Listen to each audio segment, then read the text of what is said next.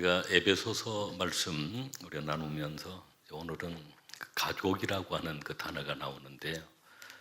권속이라고 하는 19절에 보면 권속이라고 하는 그 단어가 나옵니다. 그래서 우리 성경 에베소서 우리 2장 우리 본문을 한번 펴시고 이 본문 말씀을 보시면서 말씀을 나누려고 합니다. 권속 우리 19절 말씀을 같이 읽겠습니다.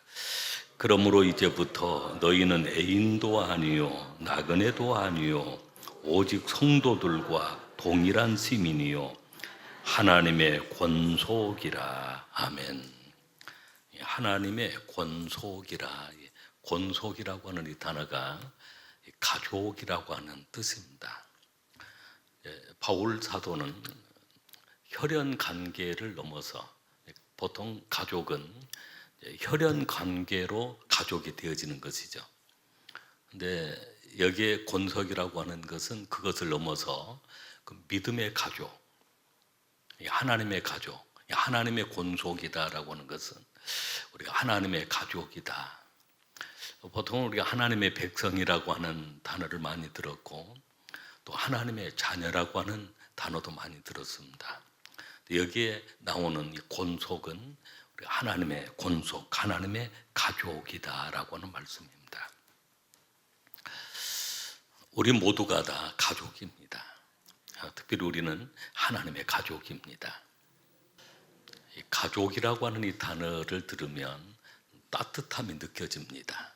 또 사랑이라고 하는 것을 생각할 수 있는 단어가 가족이라고 하는 그런 단어입니다. 오늘 본문에는 전에는 이방인이었고 이제는 하나님의 가족이 되었다라고 하는 말씀입니다. 중요한 말씀이 전에는 이방인, 애인이었는데 이제는 하나님의 가족, 하나님의 권속이 되었다. 첫째는 전에는 이방인이었습니다. 에베소 교회 성도들이 전에는 이방인이었고 이제는 권속이 되었다. 하나님의 가족이 되었다. 전에 어떤 삶이었는가? 전에는 이방인이었습니다라고 하는 말씀. 우리가 11절, 12절 말씀 우리 한번 같이 읽겠습니다. 그러므로 생각하라. 너희는 그때 육체로는 이방인이요 손으로 육체에 행한 할례를 받은 무리라 칭하는 자들로부터 할례를 받지 않는 무리라 칭함을 받는 자들이라. 그때 너희는 그리스도 밖에 있었고 이스라엘 나라 밖에 사람이라. 약속의 언약들에 대하여는 외인이요 세상에서 소망이 없고 하나님도 없는 자이더니. 전에는 그 에베소 교회 성도들의 삶이 이런 삶이었다. 전에 우리가 그리스도를 영접하기 전에 우리도 그 에베소 교회 성도들처럼 이런 사람들이었다라고 하는 말씀입니다. 이방인이었다. 12절 말씀, 11절 말씀에 시작하면서 이방인이었다. 혈통적으로 유대인이 아니라는 것입니다. 여기에 유대인들은 유대인들이 아니면 구원이 없다라고 생각을 했습니다. 구원 없는 그러한 이방 사람들이라고 그렇게 무시를 한 것입니다. 그래서 유대인들은 오늘 그 에베소 교회, 에베소 성도들, 즉 에베소 사람들을 향하여 모든 그 이방 사람들을 이방인이라고 그렇게 했던 것입니다. 계속적으로 말씀하시는 그 내용이 또 무할례 자들이었다. 할례 받는 자들이 그 할례 받지 않은 이방인들을 향하여 너희들은 무할례 자들이다. 그러니까 할례라고 하는 것은 하나님의 백성의 그 언약인데 하나님의 언약 밖에 있는 무할례 자들이다. 그리고 그리스도 밖에 있는 자이다. 그리스도 밖에 있는 사람. 그리스도 밖에 있다라고 하는 것은 제3을 받지 못한 사람들, 구원받지 못한 전에는 다 우리가 구원받지 못한 자연이라고 하죠. 구원받지 못 그리스도 밖에 있는 사람, 이스라엘 나라 밖의 사람, 이스라엘 나라 밖의 사람은 하나님 통치 영역에 벗어났다라고 하는 그런 의미입니다. 이스라엘이라고 하는 그 개념이 하나님이 통치하신다, 하나님이 다스린다라고 하는 말씀입니다. 언약에 대하여 애인이다. 하나님 언약은 축복들인데 이 축복과 축복 밖에 있는, 담 밖에 있는 예인들이다라고 하는, 또 하나님 약속에 관계가 없는 사람들, 언약에 대하여 담 밖에 있는 사람이어서 하나님의 약속, 하나님의 축복과 관련이 없는 사람, 또 세상에서는 소망이 없는 자들이다. 사실은 그리스도 밖에 있으면 그 소망이 없는 것입니다. 그리고 하나님도 없는 자, 즉 하나님께 버림받은 자, 이 하나님 없는 자들은 그들이 다 우상 숭배에 빠져 있는 사람들이었습니다. 이것이 전에는 그 모든 에베소 사람들, 그 에베소 교회 성도들을 향하여 바울 사도가 전에는 우리가 다 이런 사람이야. 7가지로 얘기한 말씀이 11절, 12절에 말씀을 하고 있습니다. 근데 이제는 하나님의 가족이 되었다. 우리 한번 따라하겠습니다. 이제는 하나님의 가족이 되었습니다. 할렐루야.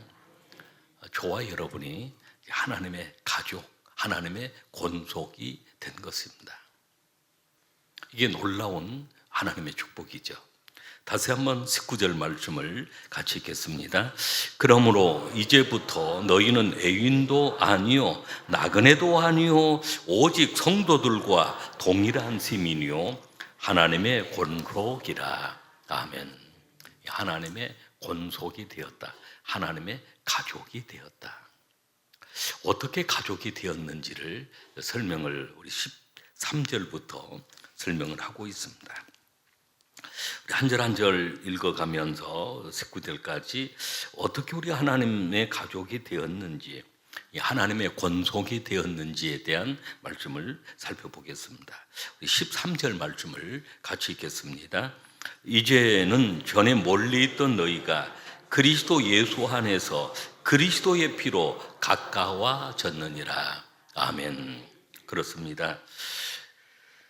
그리스도의 피로, 전에는 멀리 있었는데, 멀리 있었다라고 하는 말씀은 그 11절로 12절에 그 7가지 상황이 다 멀리 있었던 상황이었습니다.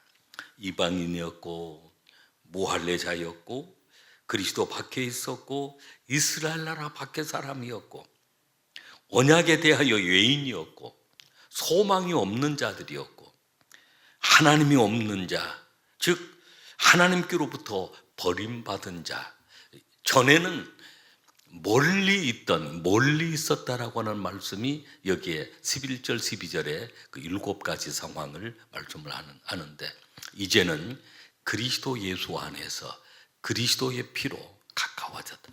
그 피를 통해서, 그리스도의 피를 통해서 이 모든 7가지 상황들이 다 사라지고 우리는 하나님의 가족이 되었다라고 하는 말씀입니다. 또 어떻게 하나님의 가족이 되었을까요? 14절 말씀을 보겠습니다. 그는 우리의 합형이신지라 둘로 하나를 만드사 원수된 것 곧 중간에 막힌 담을 자기 육체로 허시고. 아멘. 자기 육체로 막힌 담을 허신 것입니다. 예수님이 십자가에 돌아갔을 때 그 마태복음 27장 51절에 보면 지성소와 그 성소 사이에 있는 휘장이 둘로 찢어졌습니다. 나누어졌습니다. 지성소, 성소 안도 아무나 들어갈 수가 없죠. 유대인이나 제사장이 그 성소 안에 들어가는데 지성소는 대제사장만 들어갈 수가 있습니다. 그러니까 레위인 그리고 제사장이 성전을 섬기게 되죠. 그래서 철저하게 이방인의 뜰이 있고 여인들의 뜰이 있고 그리고 제사장 성전하는 레위인과 이 제사장만 들어가 섬길 수 있는데 지성소는 대제사장만 들어갈 수가 있습니다. 지성소와 성소를 가로막고 있는 그 휘장이 예수 그리스도 십자가의 죽으심으로 말미암아 둘로 나누어지고 찢어졌다는 것은 누구나 다 그리스도 예수 안에서 하나님의 지성소로 담대히 나아갈 수 있는 은혜를 우리가 받게 된 것입니다. 하나님이 우리의 예수 그리스도께서 우리를 화평으로 하나님 앞으로 나아갈 수 있는 예수님의 십자가를 통해서 맡긴 담을 그 육체로 허지고라고 그렇게 말씀을 합니다. 우리가 하나님의 가족이 될 수 있었던 것 바로 주님이 맡긴 담을 허셨기 때문입니다.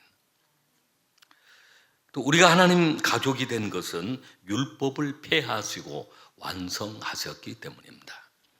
15절 말씀을 같이 읽겠습니다. 법조문으로 된 계명의 율법을 폐하셨으니 이는 둘로 자기 안에서 한 세 사람을 지어 화평하게 하시고 아멘. 그리고 우리가 또 하나님의 가족이 된 것은 16절에 보면 하나님과 화목하게 하셨습니다. 16절 말씀을 같이 읽겠습니다. 또 십자가로 이 둘을 한 몸으로 하나님과 화목하게 하려 하심이라. 원수된 것을 십자가로 소멸하시고 아멘. 본래는 하나님의 그 원수되어 있는 우리가 에베소서 2장 1절 말씀 이하에 우리가 지난주에 나누었던 말씀이 오늘 같은 구조로 이루어져 있습니다. 전에는 본질상 하나님의 진노의 자녀였습니다. 사탄 마귀의 지배를 받고 있었습니다. 허물과 죄로 죽어 있었습니다. 그런 우리를 십자가를 통하여 살려주시고 구원받게 하시고 하나님 나라의 시민이 되게 하시고 선한 일을 위하여 새로운 피조물로 지음을 받게 하셨다는 말씀이 지난주일에 나누었던 에베소서 2장 1절로 10절의 말씀이었습니다.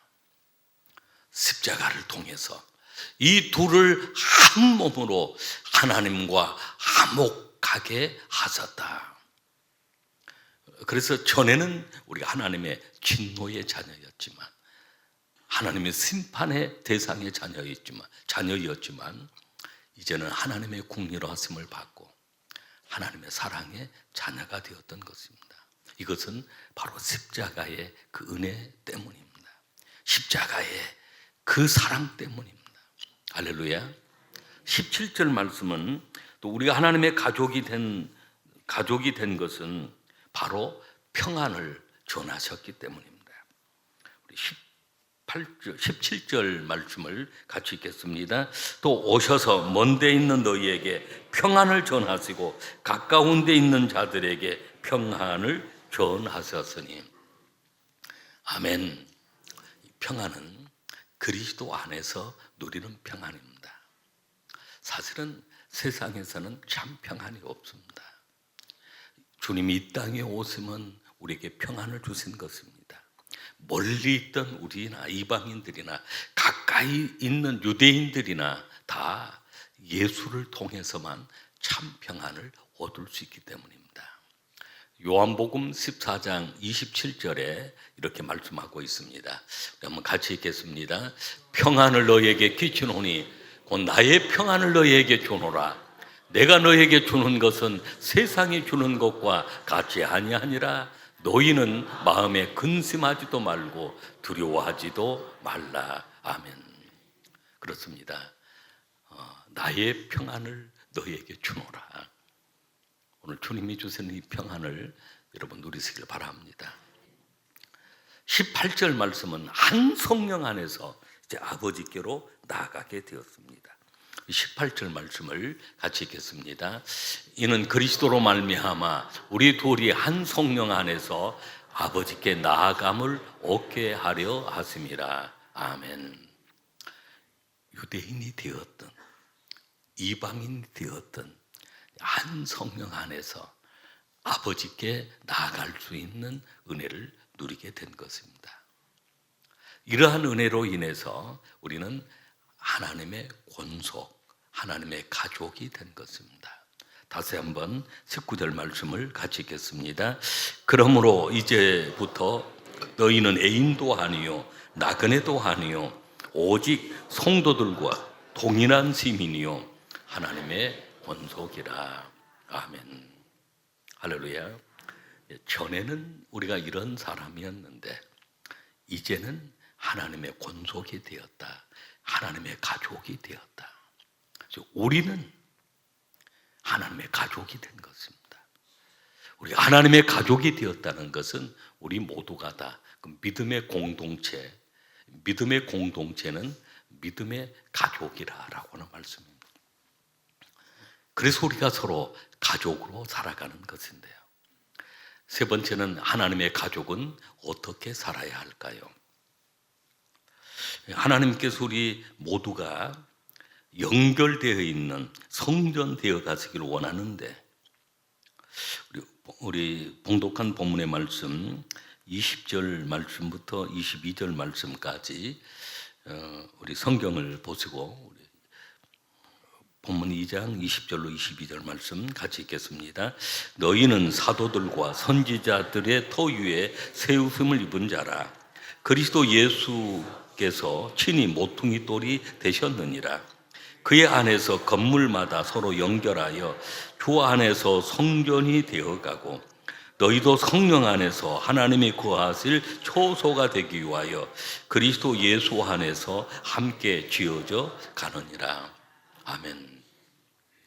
함께 지어져 가고 있습니다. 성전으로 지어져 가고 있는데 이제 하나님의 가족, 하나님의 공동체, 믿음의 가족들이 어떻게 살아가야 할까요? 우리 에베소서 말씀을 통해서 하나님의 가족으로 살아가는 방법 4가지를 말씀을 하려고 합니다. 에베소서 5장 1절 말씀을 보면 하나님을 본받는 자가 되는 것입니다. 우리 에베소서 5장 1절 말씀을 같이 읽겠습니다. 그러므로 사랑을 받는 자녀같이 너희는 하나님을 본받는 자가 되고. 아멘. 누구나 다 육신도 그 부모님을 닮아가게 되어 있습니다. 그 유전자 DNA를 가지고 태어나기 때문에 그 부모님 좋은 점도 담지만 또 안 좋은 점까지도 담는 그런 경우들도 참 많이 있습니다. 근데 하나님은 좋으신 하나님이십니다. 하나님은 선하신 하나님이십니다. 하나님은 사랑의 하나님이십니다. 하나님은 오늘 그 하나님의 온유함, 또 그 하나님의 인자하심, 긍휼하심, 그 하나님의 그 사랑을 우리가 본받는, 하나님을 본받는 자, 하나님의 가족이 되었고 하나님의 가족이 되어 살아가는 그 삶 속에는 하나님을 본받는 자가 되는 것입니다. 하나님은 사랑이시라고 했습니다. 요한일서 4장 8절 말씀, 요한일서 4장 8절 말씀을 우리 한번 같이 읽겠습니다. 사랑하지 아니하는 자는 하나님을 알지 못하나니 이는 하나님은 사랑이심이라. 아멘. 하나님이 우리를 얼마나 사랑하시는, 하나님은 사랑이시라. 사실은 우리 인생이 그 본성이 악하다고 그렇게 얘기를 할 수 있습니다. 왜냐하면 아담과 하와가 범죄하고 난 다음에 자기중심적이 되어 있습니다. 개인주의적인 그런 게 더 강합니다. 그러나 우리가 예수 그리스도를 통해서 우리가 하나님의 사랑을 받고 나면 크고 작은 사랑들을 실천하며 살아가는 것입니다. 그래서 이 가족이라고 하는 이 개념을 보면 가족은 끊임없이 사랑하는 것입니다. 부모가 자식을 사랑하는 그 마음, 그리고 배우자가 서로 사랑하는 마음, 자식이 부모를 사랑하는 마음, 하나님의 가족으로 가족이 서로 살아가는 것처럼 우리가 믿음의 공동체 안에서 그런 사랑을 베풀고 살아가는 것입니다. 이제는 그리스도 안에서 하나님의 가족이 되었고, 이 하나님의 가족은 우리가 서로 사랑하는 것입니다. 또 하나님의 가족은 진리 안에서 살아가는 삶입니다. 에베소서 4장 15절 말씀을 같이 읽겠습니다. 오직 사랑 안에서 참된 것을 하여 범사에 그에게까지 자랄지라. 그는 머리니 곧 그리스도라. 아멘. 그리스도 안에서 그에게까지 자라가는. 그래서 우리가 그리스도 안에 진리는 바로 예수 그리스도가 진리고, 또 진리는 하나님의 말씀입니다. 그래서 우리가 하나님의 가족으로 살아간다는 것은 진리 안에 살아가는 것입니다. 오직 사랑 안에서 참된 것을 하여 범사에 그에게까지 자랄지라. 그리스도 안에서 그리스도의 삶을 또 살아가는 것입니다. 세 번째는 빛의 자녀로 살아가는 삶입니다. 에베소서 5장 8절 말씀을 같이 읽겠습니다. 너희가 전에는 어두움이더니 이제는 주 안에서 빛이라. 빛의 자녀들처럼 행하라. 아멘. 여러분, 빛이라고 하는 게 따뜻함이 있습니다. 빛이라고 하는 것은 어두움을 물러가게 합니다. 우리가 하나님의 가족으로 살아가는 것은 빛의 자녀들처럼 살아가는 것인데, 빛의 자녀들처럼 행하라. 여러분이 가는 곳마다 어둠이 물러가게 될 줄로 믿습니다. 따뜻함이 가득하게 될 줄로 믿습니다. 마지막 네 번째는 용서하고 사랑하는 삶입니다. 에베소서 4장 32절 말씀을 같이 읽겠습니다. 서로 친절하게 하며 불쌍히 여기며 서로 용서하기를 하나님이 그리스도 안에서 너희를 용서하심 같이 하라. 아멘. 하나님은 우리를 하나님의 가족으로 삼으시고 먼저 용서해 주셨습니다. 그리고 먼저 사랑해 주셨습니다. 항상 친절하게 해 주셨고 불쌍히 여겨 주셨습니다. 용서해 주셨습니다.